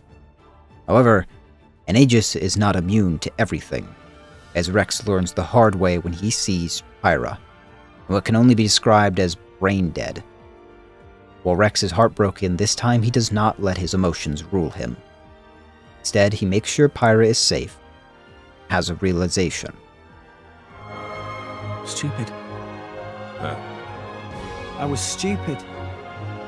I didn't understand Pyra and Mithra's feelings. Though we were destined to follow different paths, I tried to walk together. I walked in the shadow of the Aegis' light, blindly walking my own path, while she walked alone. What are you blathering about? So, I might be stupid, but I've made a decision. Oh, what have you decided? You've come all this way. I'll hear you out. It's obvious. I'll crush you into oblivion, and take Pyra and Mithra to Elysium! This is my favorite Rex scene, as Rex finally knows what they wanted. He knows what it means now to be Driver and Blade. Even Jin can see it now. With those behind him and those he's fighting for, he draws his sword. But Jin and Malos are at the pinnacle of this world, and even Nia's power isn't enough when Jin's control over ice freezes the water she controls. But Rex fights on. He refuses to let it end here, as Pyra and Mithra plead to him from beyond, begging him to stop, to let go, that their power had caused enough pain and suffering, that it'd be better if it didn't exist at all. In fact, the only reason they wanted to go to Elysium was to beg their creator to let them die. But Rex refuses, and explains to them a lesson he had to learn not too long ago, that he suffers with them, that he feels their pain and wants to help them to find their place in this world, to find a purpose worth living for. So he begs for them just one more time to join him to find that future. And they respond. Standing before them in the shadow of a massive artifice, they ask Rex if he's certain. Rex asks if they love this world. And they do. For the first time in all their long existence, they are certain, they are accepted, and their true power awakens. Unshackled by the past, the third Aegis sword appears, and they take a new form, the form they were always meant to be as the Aegis. It's a power that is far beyond anything Jin can muster, and soon he is left defenseless. But as Rex is geared to keep going, he sees Jin's eyes, and the profound sadness within. While Jin tells him to finish it, Rex tries to reach out, and tell him that he doesn't want to fight him. All he wants is to reach Elysium. However, Jin and Malos refuse. They declare their desire to destroy all things, including the architect himself. Malos, for his part, believes it is what he was created to do, the reason he is the way he is. He is the Endbringer. As he calls upon Ophion, Pyra and Mithra summon Siren, and the battle shakes the cliffs of Moritha, and then shatters them, while they're standing on them. Whoops. So down they tumble into the Cloud Sea. With the crew reunited, kind of, and Rex given his new outfit, I wanted to take a small intermission, both for you guys to take a break if you have to, and to talk about blades. As mentioned way back in this video, the unique blades of the game each are given their own stories and personalities that can often blend into the themes of the game. Whether it's about belonging, truth, or overcoming the past to seek a new future, the blades of Xenoblade 2 each are given their own time to shine. This video is already long enough, so I'm going to be somewhat brief with these. To start, there is Percival, an overly serious darkness blade whose side story involves tracking down a bunch of thugs, which turns into him encountering an assassin group that he was a member of in his previous life, and now he has to rather aptly defeat the shadows of his own past. Then there is Harold, who in a past life centuries ago caused wide devastation, and when reawakened by the party has to be soothed and convinced that she is wanted, despite the destruction she has and can cause. We meet Vess's driver, an old man in Gormott shortly before his death, and inherit her core crystal, and her story from there revolves around helping the children of her driver, who she was like a mother to, come to terms with their father's passing, even if she no longer remembers that time. Then there is the absolute odyssey of a storyline revolving around the blades Praxis and Theory, who we initially fight as enemies before Praxis's driver dies and we take her core crystal. Once she's awakened, Theory tries to get her memories to return, but in the end only succeeds in luring the party into a trap, which only ends when she kills her own driver. Theory is newly reborn herself later, and Praxis tries to re-establish whatever bond they had in their past life, eventually forming a sisterly bond that is on firmer, better foundations than before when they were bound to worse drivers. I could go on and with more detail, but honestly the blades deserve their own time to shine, and maybe one day I'll do just that. But until then, we continue. In a ruined city larger than anything on Alrest, Mithra awakens beside Rex in the mythic land of Moritha. Anyone else seeing what I'm seeing here? Not long before they stumble upon a familiar face, as Jin of all people fends off some kind of abominations, and Rex steps in to save him, as he's still wounded from being handed his teeth to himself on a silver platter by Rex. Brigid, Poppy, and Azurta also show up, helping put down the monsters for good by burning them. They are surprised, obviously, to see Jin, but the situation at hand calls for practicality, even if Brigid really wants to avenge the Ardenian soldiers Jin killed. But for now, Pyra and Mithra put a sort of patch over his cracked core crystal, a power she now has unlocked since she awoke to her true power as the Master Blade, which houses the data of all other blades. This, in turn, allows Rex to attune with any blades, even those bonded to other drivers. But it's during this that Pyra and Mithra realize something. Jin's heart is a human heart. Laura's heart. Naturally, with the first chance in 500 years to talk, Mithra is burning for answers as to why Jin chose to side with Malos, once his sworn enemy. But the best Jin can say is that if she did know, it would destroy her just as it did him. For the time, at least, they agree to work together in escaping the land of Moritha, which Jin explains has existed since before even Alrest, that it was where the architect originated. But this opportunity to speak with Jin is not just taken up by Mithra, as Brigid has questions of her own, particularly about herself 500 years ago. As you may recall, Brigid too wants answers about who she truly was, whether she's changed since then. More importantly, she wants to know the memories she's forgotten, as she feels it's wrong to simply forget all those who may have been important to her. And to that, Jin provides a rare chance to verify her journal to make sure that she can trust what was written in it. But Jin is unresponsive. To him, Brigid is just a stranger in an old friend's skin. One can imagine he had many examples of that, seeing blades he used to know in one life become totally different people in another as the centuries rolled on. Jin was always a character that was deeply attached to those around him. Laura and Hayes, of course, but to his entire support network. That group was lost, and anyone he might grow close to would either be outlived by him or be made into a whole new person by the next time he saw them. So to him, what's the point of remembering? In a bitterly amusing way, he sounds like Mithra. Poppy sees it differently, though, as her life has been so short yet so eventful that she's fully aware of her unique place. She'll never lose her memory. She will outlive Tora and most of the others. In many ways, a future like Jin's is entirely possible for her. But instead, she finds value in those memories and strives to make as many as she can with the time she has, with those she cares about, which Jin knows is what Laura once did. Poppy also observes the surroundings, seeing that the people who once lived here would have been exceptionally advanced, that their lives must have been filled with joy. Mithra correctly points out that despite all the technological advances they made for themselves, they still destroyed themselves. Poppy sees part of herself in the surroundings, or perhaps the consequences of her existence.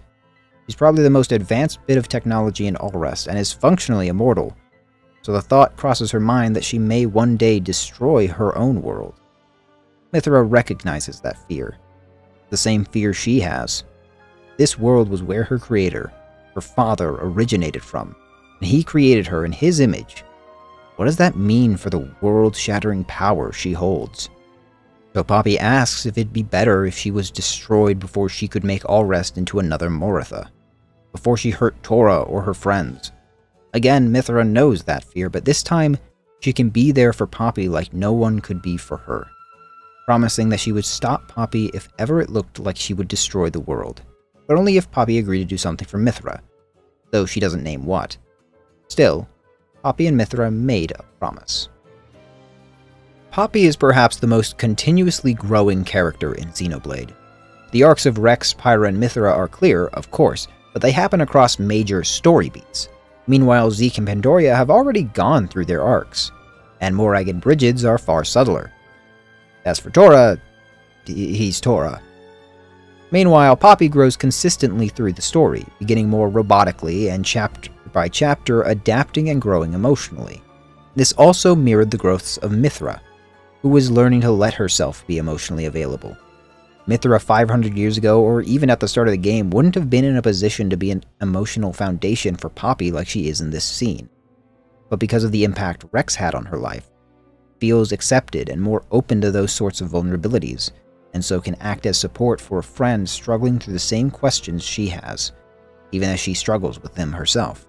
Within Moritha are the remnants of the world the architect came from, and perhaps an answer to who he is and why he made Mithra. It's her reason for wanting to meet him, to be assured of who she is and know her purpose. Rex, for his part, wants to see the kind of man who could come from such an advanced and awe-inspiring world. But Jin only sees the refuse of what it became, not what it once was. He sees the half-rusted scrap heap which became Moritha, and reasons that if the architect really came from here, then he must be just like all the people of Alrest who he hates. But then, Jin sees something from the distant past. Torna, the Titan itself, laying dead across the ruins of Moritha. Within Torna's matrix, where Jin once told Azurda that he had no desire for immortality, they find the dead children of Torna, blades partway through becoming Titans. Torna revered the Titans once, feared and lived alongside them, and in turn lived beside blades as equals. But that ended after the Aegis War. But Jin does not blame Malos or Mithra. No, he lays the blame squarely at the feet of a Malthus, who slaughtered what remained of Torna, including Laura. That day in Specia, when a Malthus sought to ensure the Aegis's power wasn't turned against him, and in so doing led to the death of Laura and the shattering of Jin's heart. Almost 20 years of life together erased, with no one to remember. Jin refused this fate and became a flesh-eater. That day, Jin turned his back on humanity, on Alrest and on the Architect. In humanity and Amalthus, Jin saw what he believed to be the very nature of humanity. But Rex sees past that. He sees the true pain within Jin, the sadness. He saw what Jin really wanted, the same thing Pyra once wanted. He wanted to die. He wanted an ending, but he could see no other way out. That desire for death was rooted in something deeper that neither of them saw at the time. A desire for connection. They're interrupted by a monster, something of an amalgam of the other sorts of creatures wandering around Moritha, which proves strong enough to put the injured Jin on the back foot. Luckily, the gang arrives in time to help out. As the monster falls, Rex's attention is drawn to something. A card, with a face and a name. The newly reunited party and Jin now stand before the World Tree itself. As Torna, the group, breaks through the Cloud Sea into Moritha, where they find Jin and the gang. Patroka, being Patroka, tries to shoot them on sight, but Jin reveals that he'd been holding back some of his power, and Patroka backs off. As the Tornan ship picks up Jin, he finally, properly answers Bridget's question, telling her that she's the same as she was, and granting her the peace of mind she searched for. Rex, meanwhile, is conflicted, not only from the humanizing experience with Jin, but the knowledge of Amalthus's actions and Azurda's past with Jin. Still, Rex has a purpose to live for, just as Jin once did. So at last, Rex begins his climb up the World Tree, which, as they soon realize, is far more machine than tree, a massive tower around which greenery has sprouted and formed the illusion of a singular tree. For Pyra and Mithra, something inside them stirs once within the World Tree as they open the way upwards. All the while, Jin reaffirms his own purpose with Malos, to strike at the heavens for ever having faith in the Architect, and to fulfill a promise he made long ago. As they rise the World Tree's interior, Rex touches upon the truth of Amalthus, the man who led to the state of the world. He sees that Amalthus's deepest emotion is hate. Hate for blades, hate for humans, the world, and himself. And when you hate all these things, there's only one place it can lead: the destruction of the world. The very same thing Malos wants. Because so many years ago, when Amalthus lost his mother, and when the kindness he showed to others was used for further violence, Amalthus grew to hate the world. And when he only found Malos, a weapon of cataclysmic destruction, up in the World Tree, he determined that there was truly nothing good in the world, least of all himself. So oblivion to all things would be his goal, and it is to that goal that he sails Indol itself directly to the World Tree and directly to Torna, and fires upon them. Jin and Malos prepare to depart, and they send out the artificial blades as cannon fodder. Mikhail, laden with doubt all this time, asks Jin what he really wants. In truth, Mikhail is unsure what he wants and seeks Jin, the closest thing to a father he's ever had, for answers, but Jin doesn't give them. He only turns away and marches on to meet his fate. As a war lights outside the World Tree, Nia asks a question of her own, whether the blades of the party would want to keep living independently of their driver. But the answer is as one might expect of a blade. They have no interest in living without their drivers. Brigid, Pandoria, and Dromark all feel the same. Poppy and Pyra, who will outlive every one of them, stand as a good reason for why they feel that way. In time, those they care for the most will pass on and leave them behind without any clear purpose. Poppy, having yet to experience that, grieves over its inevitability, while Pyra, who's experienced it once before and now formed new connections, has come to terms with it and knows that she may one day form attachments again, much like Azurda once said to Jin all those centuries ago. Nia asks this due to her own tenuous nature as a flesh-eater. Her life is in a chaotic state. She may live another 1,000 years, or she may drop dead tomorrow. She doesn't know. Jin lived 500 years, but he's a purer flesh-eater than she or the other members of Torna are. More to the point, she wanted to know as she came to realize that Jin once, and perhaps still does, feel the same. Jin once said as much to Azurda and only became a flesh-eater in desperation. Now even with hundreds of core crystals, he refuses to awaken them, because he does not want to inflict that same struggle onto any of them. Said act would be rather smart, now that Amalthus, who still holds half of Haze's core crystal, bears down on them. As Amalthus, seeing Rex running up the World Tree, he recalls his memories of Malos and his initial scheme to pit one Aegis against the other.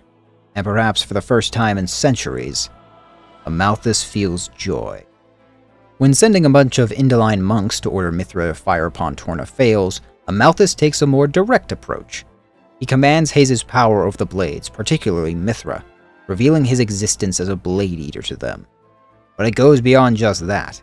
As a driver to the Aegis, this makes him the master driver, just like Rex, and so he can command resonance with any blade. By this power, combined with Haze's crystals and amplification towers on Indol, he seizes control of Siren and fires upon Torna. With the ship taking hits, Malos and Jin take the chance to exit. leaving Akos, Petroka, and Mikhail to cover them. Rex confronts Amalthus about his actions 500 years ago and demands he let them pass so they might see the architect. But to Amalthus, nothing could be more unacceptable. For Amalthus is the voice of the architect, and he refuses to allow anyone to stand before their god except himself. So by his power over all things with the core crystal, Morar Dane approaches and fires upon the World Tree. Not only that, but Uriah as well is brought to the World Tree and commanded by Amalthus's will. With things going south fast, Mikhail makes a decision. He sends Petroka and Akos after Jin so that Mikhail can face the man who took his family away from him.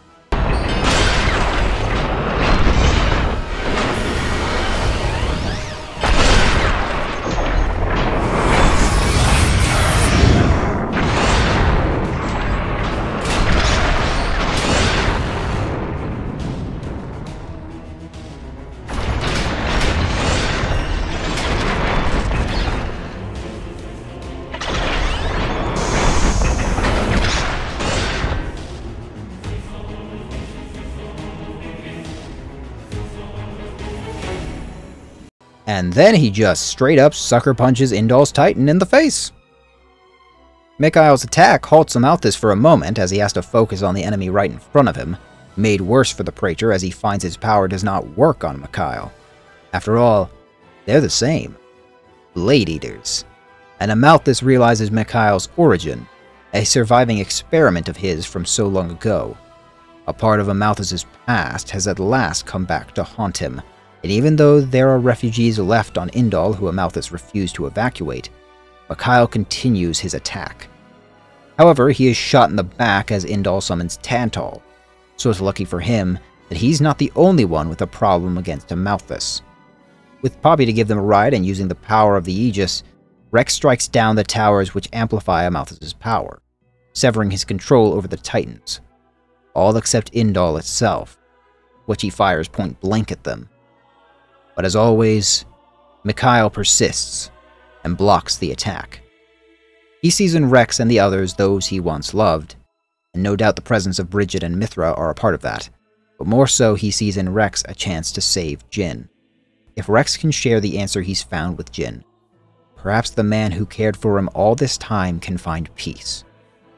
So as he gives them the chance to run, he turns back to Amalthus and goes to avenge all he's lost. With his last goodbye, and as he thinks on the past, Mikhail no longer has to persist. Forgive us, Jin. We're going on ahead.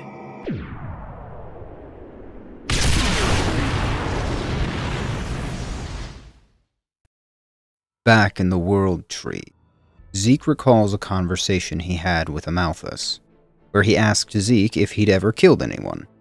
Zeke never had, saying the need to kill as a sign of personal weakness, words which make Amalthus reflect on his own weaknesses, and for once answered honestly when Zeke asked if he hated humanity.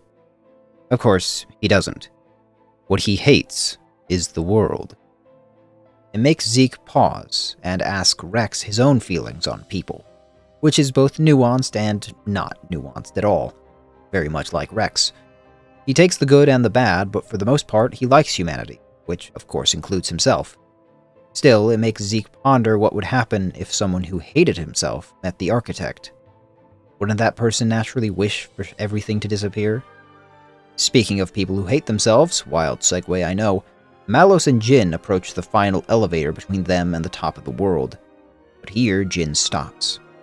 He feels it within him, the calling to stop, to wait. Within him, Jin feels Laura call to him once more. Of course, he still has his promise to Malos, but he'll be watching Malos regardless of where he is. Jin just feels like he has to do this. Malos is worried, but he understands. With a hug and unheard words, Malos heads up to face his creator. Jin waits there alone. Memories of Laura and that moment in Hyber Village running through his head, an affirmation that he does not change being what we last see before Rex arrives. Jin has found a new desire in this instant. He wants to know if the world would choose Rex or if it would choose Malos. Hope or despair. To continue or to end. 500 years of memories, doubts, and anguish must come to a head. Jin made a promise. He will not step aside, even as his body barely holds together. Jin had only ever wanted for that one life with Laura. He has gone far beyond that.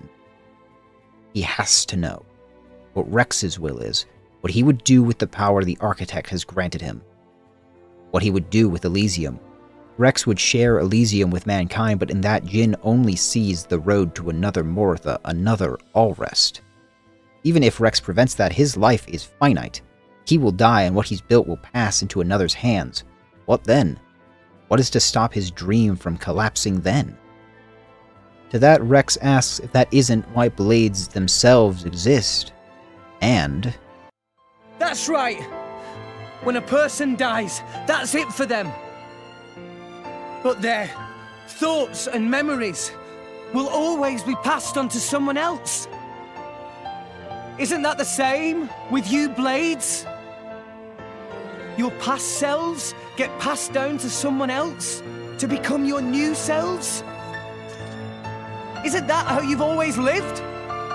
We're no different! Whether Rex is right or wrong, Jin no longer has the strength to fight it. Akos and Petroka arrive just in time, but it is only Nia who can heal him at this rate. Even that, however, is denied to him, as Petroka is ambushed, her core stolen and consumed by a Malthus. Changed, his body warped beyond imagining by the data he stole from core crystals over half a millennia, all because of his delusion that this is the Architect's will. To him, the Aegis's power to erase is its purpose. Why else would the Architect grant it to Malos and Mithra? It is these words so similar to Malos that makes them realize why Malos is the way he is. A Malthus's influence warped him. Their connection, like that of all blades and drivers, molded who he was and shaped the hatred that burned inside him. To a Malthus, that is also just and right.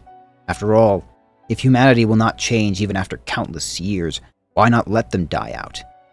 But it is only a smokescreen, a Malthus projecting his own insecurities and fear of change onto the rest of the world. He believes that the change would force him to lose everything. In this spiteful action, he's inflicted such pain onto others, like Akos, who now stares at the dead body of his sister. Akos and Petroka, sibling flesh-eaters found by Jin. In truth, the only thing related was the fact that the drivers whose blood they took were siblings. Thus, by both the blood and the impression of their drivers that they hold, they were siblings. In an instant, however, that was undone, and Akos would fly into a rage, which would end in his core as well being stolen. His last words being a lament that this wouldn't hurt quite so much if he were still a blade. Now Jin was truly alone. Or was he? For he was surrounded by others determined to protect him, and more importantly, to end the curse which a Malthus had drenched Alrest in. But a Malthus had not lived this long to simply die. Even at his last leg, he would bring down even the World Tree on top of them to deny their trespassing the Architect. A right he believed was his and his alone. Jin sees what Rex, Mithra, and the others are doing for him, and he finally chooses to let go. He asks Rex to help Malos find his own purpose and... well, look, outside of storyteller mode right now, I couldn't possibly portray what happens next any better than Xenoblade itself.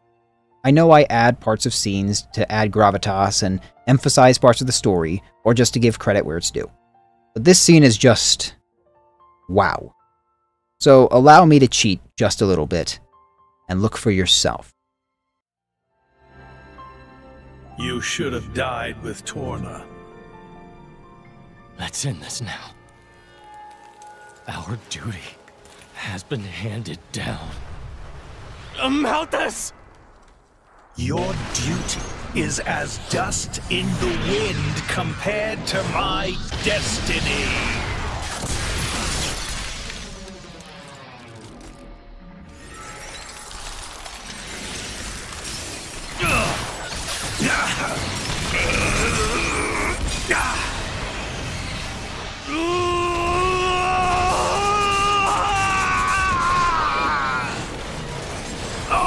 architect! I should have been your chosen one!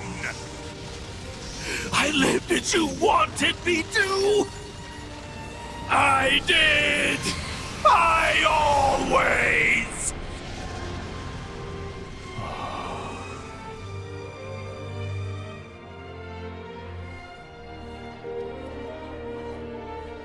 Bandits? Probably. After all, Pandoria looks pretty damn human for a blade. She'd be worth a lot to some people. They sell them. Line up the cords with pretty pictures of the blade inside. It's the same as it ever was. What? As soon as people are denied something they desire, they try to take it by force. Not everyone's like that. Oh, some give up prematurely, but the feeling is there, I assure you. Well, in that case, why bother protecting them? Why not let people do whatever? To remind myself, I must never forget what kind of beings humans are. Is that what helping me was, too? A long time ago, I seem to recall seeing a very similar scene. Perhaps that too was one face of humanity.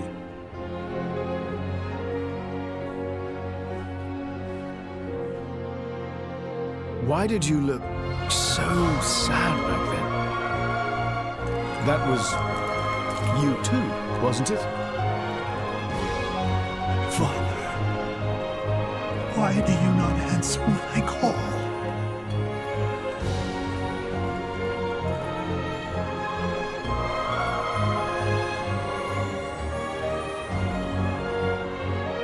Mother, I've missed you.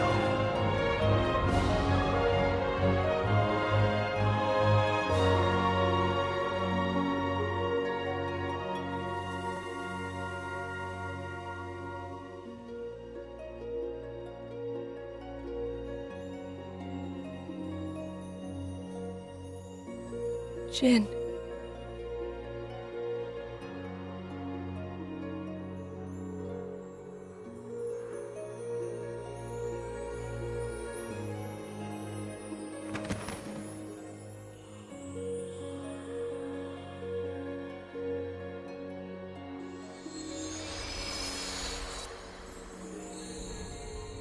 What a splendid soul you were, Jin.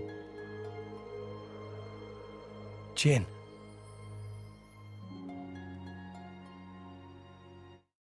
In the end, Amalthus was only ever a boy who missed his mother, and wanted to be answered by his god. He wanted someone he could rely on, someone he could trust, but so focused on his own pain he couldn't see how he was the one hurting himself. Jin, on the other hand, finally saw it. He saw what Amalthus could not, that his own pain did not justify the pains of others, and that the world he lived in, the world Laura had protected, was still worthy of existing. The only thing left in his mind was for Malos, the friend he had made a promise with. So with their death, history of stagnation, pain, and grief would nearly end. Only one remained, and he was on his way to see his father. Said father was recalling his own past. When the skies and earth burned, when machines clashed in space, and when humanity struggled against each other. The man he used to be, named Klaus, saw hell. He saw the foolishness of mankind. He saw a power to make it go away in something called the Conduit, a source of extra-dimensional energy which mankind had used as a power source. Within it, Klaus saw a gift from the divine, and a way to push mankind closer to it. Though Galea, a woman who once meant a great deal to him, tried to stop him, Klaus ignored her, and with the foolish arrogance needed, he pressed a button and ended his world. Just then, as Rex and the others reached the top of the world tree overlooking Alrest, Malos had arrived before him. Malos sought answers in a way, though he'd never admit it. But the architect knows, for all he experiences is passed on to him. but Malos will not get exactly what he wants.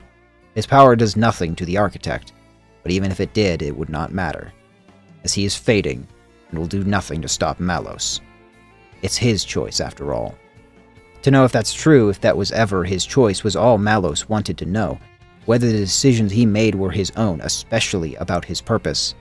And the Architect answers plainly. It was a choice he made together with someone else. I'd wager it means either Jin or Amalthus, but either way, it places responsibility and free will in Malos' own hands. And that's enough for him. For our heroes, a different greeting awaits them. As they enter a massive chamber and rise over a hill, see Elysium. A barren ruin, sand and dust, replacing the grass and water in Pyra's memories. Both are distraught, Rex most of all, but as they follow the sound of a ringing bell, they see evidence of past life. Toys, roads, houses. It's almost more painful that people once appeared to live here, as the implication of them arriving too late would mean that there was a true paradise here once. At the source of the bells, an old church, they at last hear the Architect's words, beckoning them closer, to see him. But as they descend, the world goes dark and Rex is alone. At first, he sees visions of armies marching and skulls in the dirt before he appears in Gormott, where Nia is. But Nia does not welcome him. Instead, she yells, blaming him for misleading her about Elysium, giving her false hope. Then he sees Morag and Brigid, who claim he is responsible for Moradane's death, dragging them away from it as the Empire suffered and died. Then Zeke, Pandoria, Tora, and Poppy appear, questioning his worthiness and right as the Aegis's driver. That he gets all this power just by chance. While Tora and Poppy are forced to be fakes, a false driver and a false blade in Rex's shadow, who didn't even earn any of what he has. What more has Rex left behind in his mad dash to Elysium?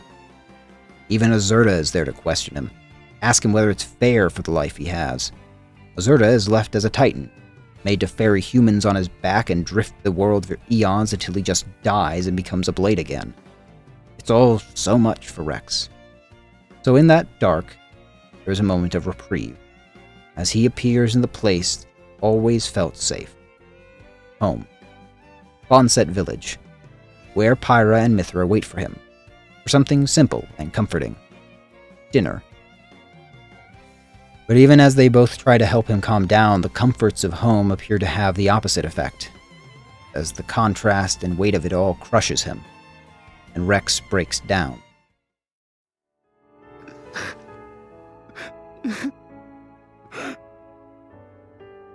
Rex. It's so strange. I don't even know what I'm doing here anymore. Everyone's all wrong. They all said but now you two.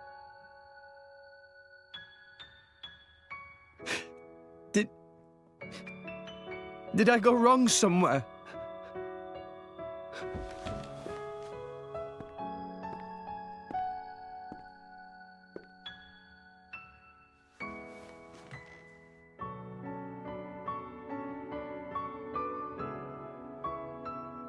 I think that's enough. Please, Father.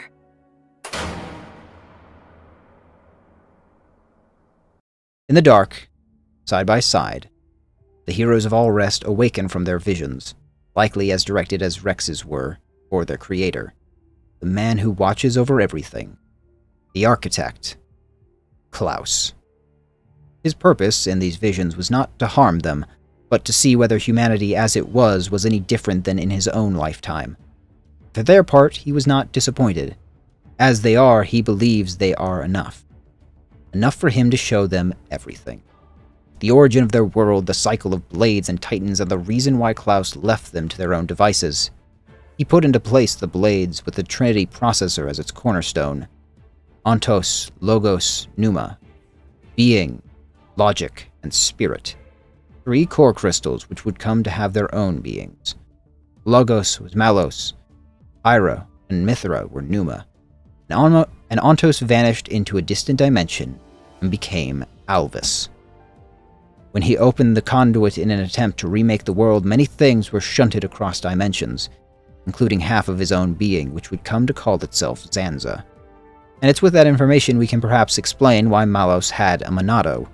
In the world of Zanza, Alphys appeared as the Monado, or perhaps the true Monado, if you will, while Zanza and Maneth had expressions of it generated from themselves, like what Shulk creates when he slays Zanza. As for Alrest, Malos fills that role instead, perhaps simply due to the fact that he was the first of the Aegis Cores awakened, and therefore the right of it went to him. Honestly, I'm not 100% sure, but that's my best estimate.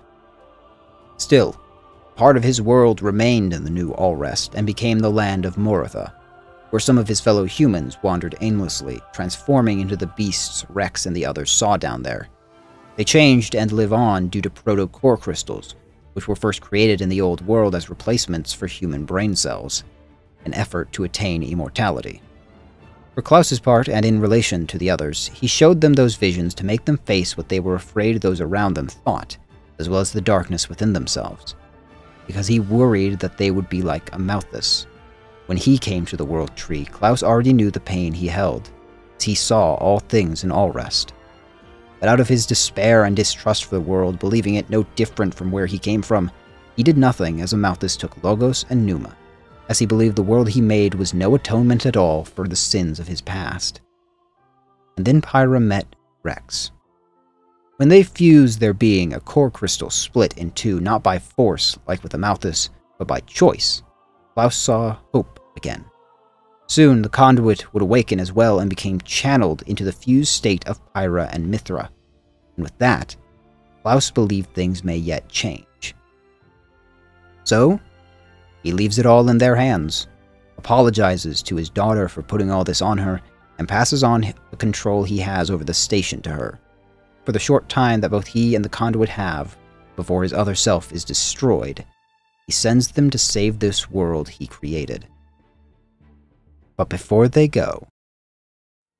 Klaus! Have you changed your mind about this world? Right now, I think I am glad I met you all. Got it. Then, our answers match. Thank you for giving us all life.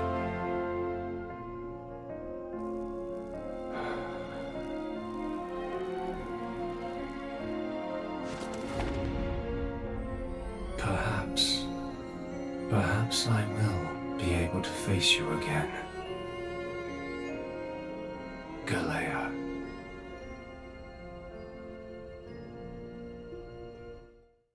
And so the final act begins, as Malos commands the artifices of Elysium to rain light and fire upon Alrest. The heroes of Alrest face him once more. Rex tries to reach Malos to make him see Amalthus's role in this, especially in his attitude to the world. But the truth is, Malos already knows. But he's already come this far. There's no point or value in repentance, not as far as he can see it. For Malos, this isn't about Amalthus or the Architect or any of that. The way he saw it, most people can become whatever they like. Blades, Titans, whoever else. But not Jin. Jin wished to die. The words Laura told him that he'd forget her held him to life. There was no one there to tell him that he was needed, only that he must live. When he met Malos, who shared this pain, they had a common idea. But while Jin sought it out from desire, Malos believed it to be his purpose, and only now does he see it as the role he's chosen. After all, it's too late to back down now, and as far as Malos is concerned, he's far beyond saving. So all there is to do for Rex is to show him everything he's got, the role he plays in this world, and see who's left after. While Alrest burns, Malos pushes Rex on and on, two visions of the world in conflict, one drenched in despair based upon the past, and one forged in hope in spite of the past. Ion, the ultimate artifice designed for ending the world, controlled by Malos, pushes everyone to their limits. Even the power of the conduit is only enough to even the playing field, but Rex, ever seeking the light, pushes on and tries still to reach Malos, to show him what Jin really wanted, to form a true connection with him.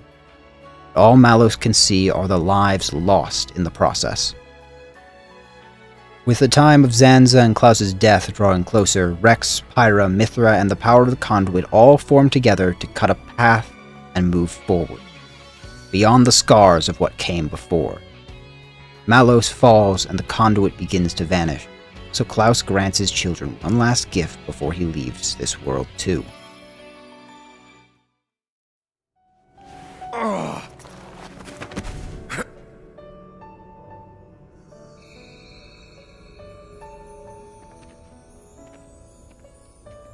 It's been fun, kid.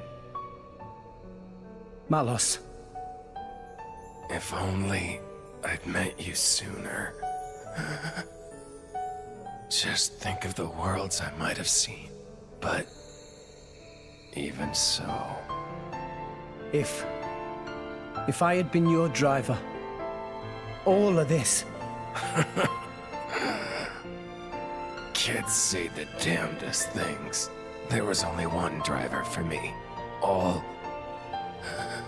in all, it wasn't so bad.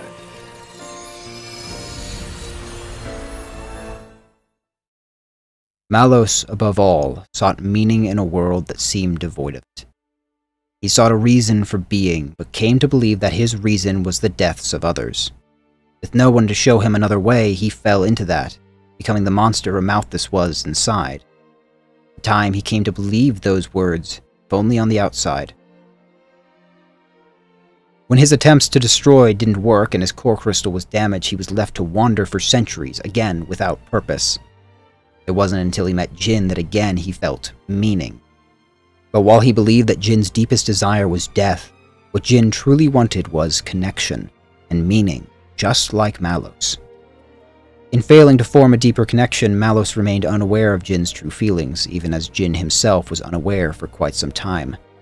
They gathered around them the lost, scorned, and forgotten, and dreamt of ending the world as revenge for the suffering they felt.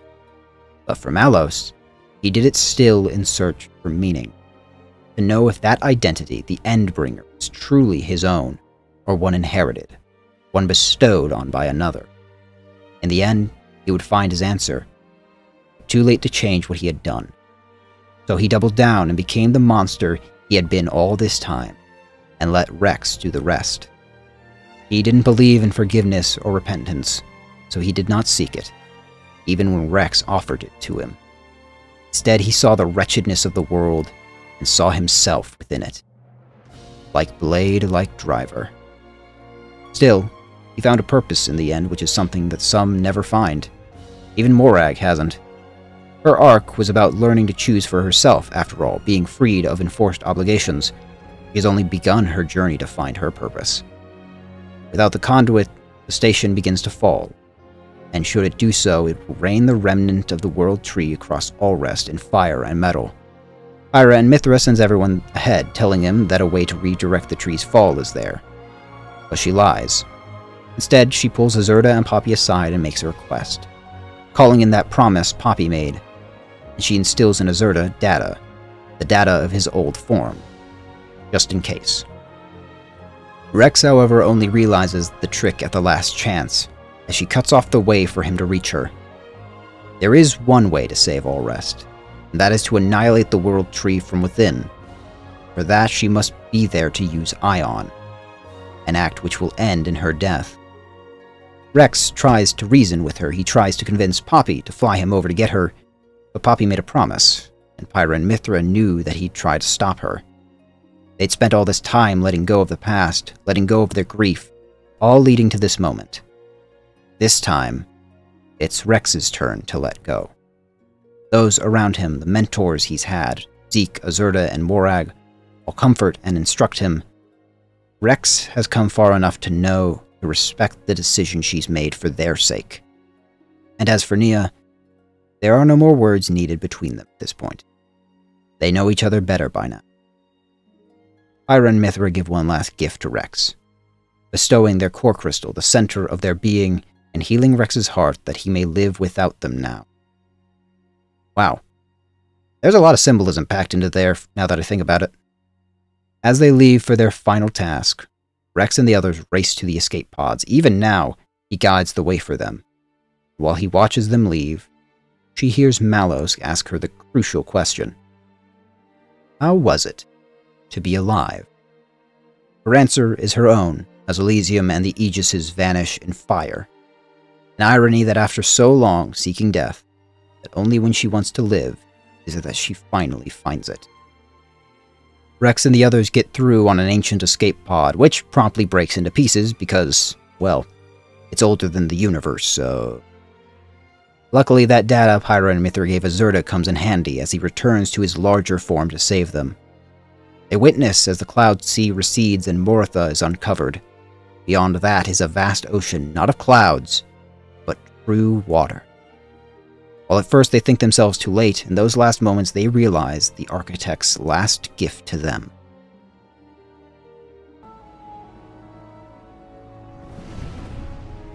Look!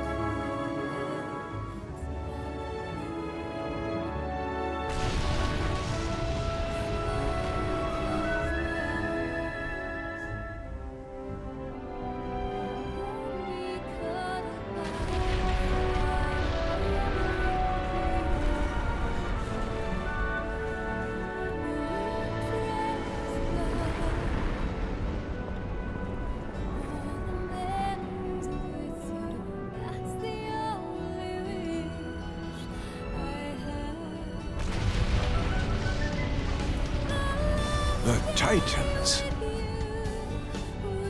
They're joining with the land.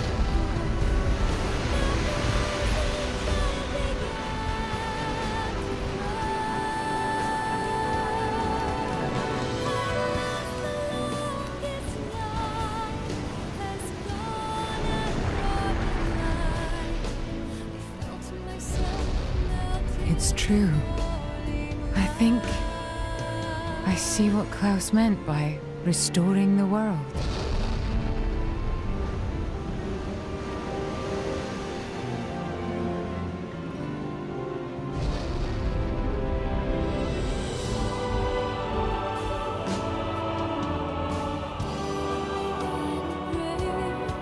Gramps? So Elysium was here all along. No, Rex. I think you're right.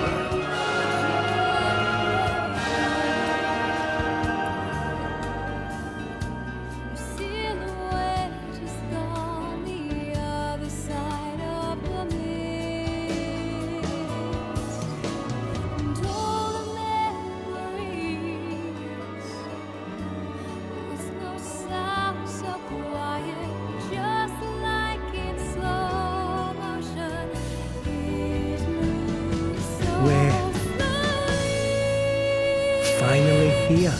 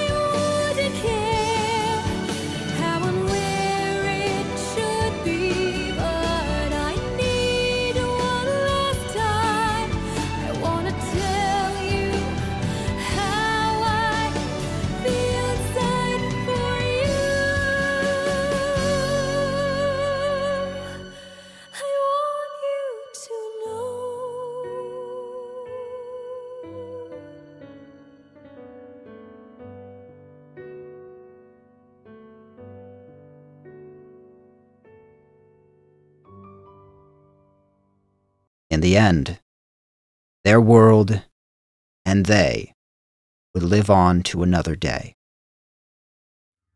When I first started on this video, I had no idea how massive it would become and how much I would have to say in comparison to Xenoblade 1. I honestly feel kind of bad in retrospect, because even though that video had been far longer than any singular analysis video I'd made up to that point, it pales in comparison to this one. And that honestly has to do with how the story of the games play out in relation to the characters and the moment-by-moment beats. See, there's plenty of nuance and complexity to Xenoblade 1 and 2, and I'd argue that Xenoblade 1 might be a more technical story than Xenoblade 2, which is far more emotionally driven. Both are wonderful, but Xenoblade 2 tugged at my heartstrings far more than the first game, even if the actual storytelling is still incredible in both.